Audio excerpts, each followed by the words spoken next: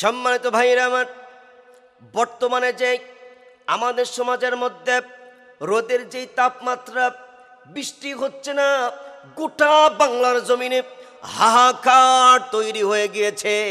জমিনগুলো ফেটে যাচ্ছে, মানুষের খুব কষ্ট হচ্ছে। বিদ্যুৎ যদি থাকে 1 ঘন্টা 2 ঘন্টা থাকে না, মানুষ আজকে হাহাকার। রব্বুল আলামিন, তোমার দরবার থেকে কখন তুমি রহমতের বৃষ্টি দিবা? সারা দুনিয়াটা ঠান্ডা হয়ে যাবে, ঠান্ডা হয়ে যাবে। সম্মানিত ভাইরা আমার, এই যে বৃষ্টি হচ্ছে না, এই যে গরম, এই যে রৌদ্র তাপমাত্রা, আজ হিট স্ট্রোক করে মানুষ দুনিয়া থেকে চলে যাচ্ছে। মেডিকেল সায়েন্টিস্টরা গবেষণা করে বলেন, এইরকম যদি যেই সমস্ত আজকে বৃষ্টি হচ্ছে না, তাপমাত্রা বৃদ্ধি দিন দিন চলছে, হিট অ্যাটাচ করে যারা দুনিয়ার থেকে চিরতরে বিদায় নিয়ে চলে যাচ্ছে, আর যদি 1 মাস যদি এমন যদি চলে, তাহলে বাংলার জমিনে শোনা যাবে প্রতিটা গ্রামে গ্রামে অমক নাই, অমক নাই। আজকে বিভিন্ন জায়গায় এরকম করে অসুস্থ হয়ে যাচ্ছে, ক্লাসরুমে ক্লাস করতে অসুস্থ হয়ে যাচ্ছে। গরিব মানুষ, একজন কামাই করে 5 জন লোক খাওয়ান চলে।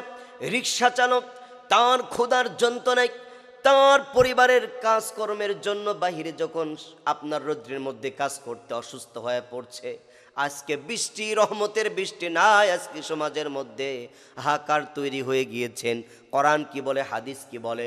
এই যে গরম, এই যে তাপমাত্রা, আমাদের সমাজের মধ্যে শীতকাল আসে, এই গরম আর শীত, হাদিসের মধ্যে আসছে জাহান্নামের নিঃশ্বাস।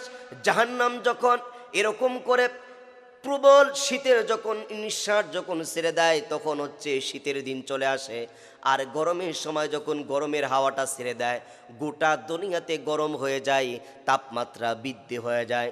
সম্মানিত ভাইয়েরা আমার, এই যে আমাদের সমাজের মধ্যে বলা যায় এটা গজব, কারণ আল্লাহর দরবার থেকে আমরা গুনাহ করতে করতে এত পরিমাণ গুনাহ করে ফেলেছি, যার জন্য আমাদের সমাজের মধ্যে রহমতের বৃষ্টি আজকে আমরা পাচ্ছি না আমার ভাইয়েরা আমার।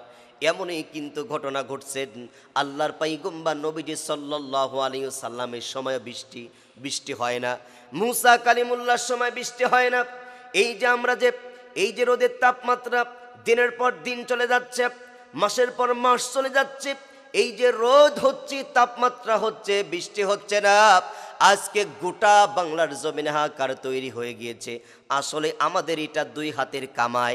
আমি বলি নাই, আমার আল্লাহ তাআলা কোরআনের মধ্যে ডাক দিয়ে বললেন, যহারাল ফাসাদু ফিল বাররি ওয়াল বাহরি বিমা আনজালাল্লাহ। আল্লাহ তাআলা বলেন, এই পৃথিবীর মানুষেরা জলে স্থলে দুনিয়ায় যেখানেই যত গজব হোক না কেন, সমস্ত গজব মনে রাখো গোলাম, তোমাদের 2 হাতের কামাই। তোমরা গুনাহ করতে করতে গুনাহকে গুনাহ মনে করো না, পাপ করতে করতে পাপকে পাপ মনে করো না, যার জন্যই আমি আল্লাহ তাআলার গজব তোমাদের জন্য, তোমাদের 2 হাতের কামাই, এই গজবগুলো তোমাদের মধ্যে দিয়ে দিয়েছি। সম্মানিত ভাইয়েরা আমার, আল্লাহর পয়গম্বর মুসা কালিমুল্লাহর জামানায় 1 দিন 2 দিন 5 দিন 1 মাস 2 মাস প্রায় দিন চলে যায়, কিন্তু বৃষ্টি হয় না। কিছু উম্মত যা বললেন, আল্লাহর পয়গম্বর মুসা কালিমুল্লাহ, অনেকটা দিন চলে যায়, জমিন ফেটে যায়, হাহাকার সৃষ্টি হয়ে যায়। ও আল্লাহর পয়গম্বর মুসা, কেন বৃষ্টি হয় না? একটু আল্লাহর কাছে বলো না, তুমি তো তুর পাহাড়ে আল্লাহর সঙ্গে কথা বলো, যেন আমাদের দেশের মধ্যে যাতে বৃষ্টি হয়, দুনিয়াটা ঠান্ডা হয়ে যায়। আল্লাহর রহমতের বৃষ্টির খুবই দরকার। আল্লাহর পয়গম্বর মুসা কালিমুল্লাহ তার উম্মতদের সাথে নিয়ে খোলা ময়দানে যখন বৃষ্টির জন্য সালাতুল ইস্তিগফার যখন নামাজ আদায় করলেন, নামাজ আদায় করার পরে আল্লাহর কাছে দোয়া করলেন, আল্লাহকে বললেন, আল্লাহ আপনি আপনার রহমতের বৃষ্টি আমাদের জন্য আপনি দিয়ে দেন। আল্লাহ তাআলা ডাক দিয়া বলেন, মুসা রে, আমার পয়গম্বর মুসা কালিমুল্লাহ, আমি আল্লাহ জমিনের মধ্যে বৃষ্টি দেব, তুমি যাদেরকে নিয়ে হাতটা উঠেছে রে মুসা, এর মধ্যে এমন একজন ব্যক্তি আছে, 40 বছর ধরে গুনাহ করে, আমি আল্লাহকে আল্লাহ বলে ডাক দেয় না, এত বারবার বৃষ্টি, এত বারবার সেই ব্যক্তি গুনাহ করে, ওই ব্যক্তি যদি তোমার এই দরবার থেকে যদি উঠে চলে যায়, মুসা কালিমুল্লাহরে আমি আল্লাহ তাআলা এই মুহূর্তে আমি বৃষ্টি দিয়ে দুনিয়াকে আমি আল্লাহ তাআলা ঠান্ডা করে দেব। মুসা কালিমুল্লাহ তার উম্মতদেরকে ডাক দেয়া বললেন, উম্মতেরা রে,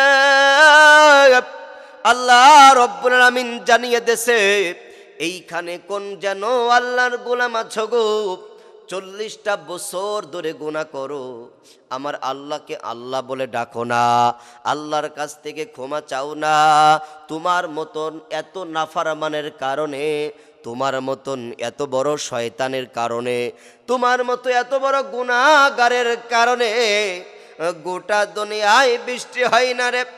আজকে আমার এই মহল্লার মধ্যে, আমার এই মজলিসের মধ্যে কোন ব্যক্তি আছো, কোন যুবক আছো, তুমি উঠে যাও, তুমি উঠে যাও, তুমি উঠে যাও, তুমি যদি উঠে যাও আমার রব বৃষ্টি দিবেন, আমার রব বৃষ্টি দিবেন। মূলত যেই যুবকটি 40টা বছর ধরে আল্লাহর নাফরমানি করতেছেন বন্ধুরে, মূলত যেই যুবকটি 40টা বছর ধরে গুনাহের কাজ চালিয়ে যাচ্ছে, আমার আল্লাহর কাছে গুনাহ মাফ চায় না, ওই যুবকটি মনে মনে আল্লাহকে ডাক দেয়া বলেন, আল্লাহ, ও দয়ার আল্লাহ, 40 বছর গুনাহ করেছি গো আল্লাহ, দুনিয়ার মানুষ কেউ জানে না, আজ যদি আমি এই ভরা মজলিসের মধ্যে থেকে আমি যদি উঠে যাই, মানুষ সকল জানবে আমি তো সেই গুনাহগার, আমি তো সেই নাফরমান, আমি তো সেই ব্যক্তি, আমি এত গুনাহ করে ফেলেছি 40 বছর ধরে, মানুষ কেউ জানে না গো আল্লাহ, আপনি আমাকে ক্ষমা করে দেন, আপনি আমাকে মাফ করে দেন, আর জীবনে কোনোদিন গুনাহ করব না গো আল্লাহ। ওই ব্যক্তি তওবা করার সঙ্গে সঙ্গে আসমান থেকে রহমতের বৃষ্টি শুরু হয়ে গিয়েছে। আল্লাহর পয়গম্বর মুসা কালিমুল্লাহ ডাক দিয়ে বলেন, গো আল্লাহ রব্বুল আলামিন, ও দয়ার আল্লাহ, আপনি না তো বললেন আমার এই মজলিস থেকে যেই যুবকটি নাফরমান 40টা বছর গুনাহের কাজ করে যাচ্ছে, ওই যুবকটি উঠে গেলে তুমি বৃষ্টি দিবা, কিন্তু এই মুহূর্তে তুমি বৃষ্টি দিয়ে দুনিয়াতে ঠান্ডা করে দিয়েছ, রহমতের বৃষ্টি দিয়ে আমাদের কলিজাকে শীতল করে দিয়েছ। আমার রব্বুল আলামিন ডাক দিয়ে বললেন, এ মুসা কালিমুল্লাহ, আমি রব্বুল আলামিন কেন বৃষ্টি দিয়েছি, কেন এত সুন্দর রহমতের বৃষ্টি দিয়ে দুনিয়াকে শীতল করে দিয়েছি, তার কারণ ওই যেই যুবকের জন্য বৃষ্টি দিচ্ছিলাম না, ওই যুবকটা আমি আল্লাহর কাছে তাওবা করেছে, যাতে জীবনে যাতে আর যাতে গুনাহের কাজ যাতে না করে, আমার তার তাওবাকে আমি আল্লাহ রব্বুল আলামিন কবুল করে নিয়ে আমি আল্লাহ তাআলা রহমতে বৃষ্টি দিয়ে দিচ্ছি।